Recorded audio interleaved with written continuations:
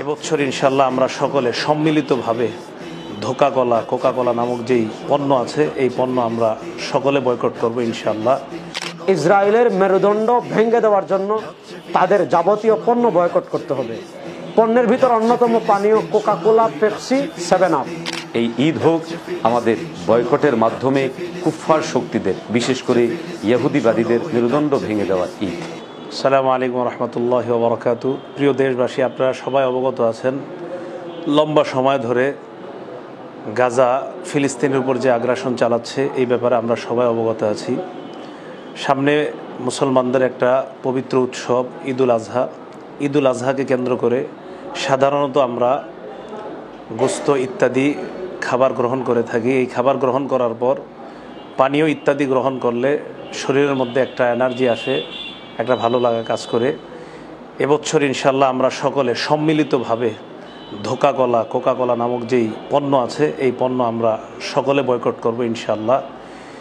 যেই পণ্য মুসলমানদের রক্তে রঞ্জিত এই পণ্য আমরা কিছুতেই ক্রয় করব না। নিকটস্থ যারা আছে তাদেরকে এই ব্যাপারে আমরা সতর্ক করে দিব। দেশবাসী সহ সকলের প্রতি আহ্বান জানাচ্ছি। গাজার কথা সবাই জানি। মুসলমানদের রক্ত ঝরানোর পিছনে ইসরায়েলকে আর্থিক যারা সহযোগিতা করছে তাদের ভিতর অন্যতম কোকা কোলা। আপনারা জানেন 1997-তে ইসরায়েল অফিসিয়ালি রাষ্ট্রীয়ভাবে কোকা কোলাকে সম্মাননা দিয়েছিল তাদেরকে আর্থিক সাপোর্ট দেওয়ার কারণে। ফিলিস্তিনে আমরা যেতে পারছি না, গাজায় আমরা যেতে পারছি না। আমাদেরকে কি করতে হবে? ইসরায়েলের মেরুদণ্ড ভেঙে দেওয়ার জন্য তাদের যাবতীয় পণ্য বয়কট করতে হবে। পণ্যের ভিতর অন্যতম পানীয় কোকা কোলা, পেপসি, 7 আপ। এই ঈদ ত্যাগের ঈদ। এই ঈদে আমাদের মুসলমানদের প্রতিজ্ঞা হবে আমাদের জীবন চলে যেতে পারে, কোকা কোলা, পেপসি, 7 আপ আমরা খাবো দূরের কথা, স্পর্শ করব না। গাজা, রাফা সহ গোটা ফিলিস্তিন জুড়ে যে হত্যাযজ্ঞ চলছে, ইতিহাসে তার কোনো নজির খুঁজে পাওয়া যায় না।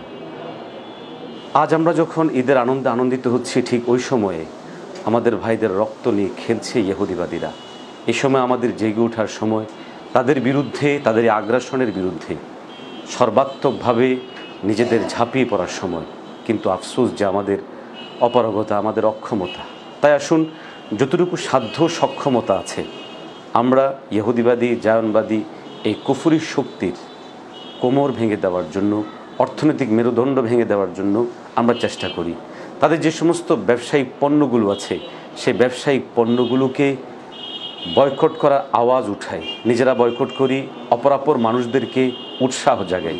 এই ঈদ হোক আমাদের বয়কটের মাধ্যমে কুফফার শক্তিদের, বিশেষ করে ইহুদিবাদীদের মেরুদণ্ড ভেঙে দেওয়ার ঈদ। আল্লাহ আমাদেরকে তৌফিক দান করুন।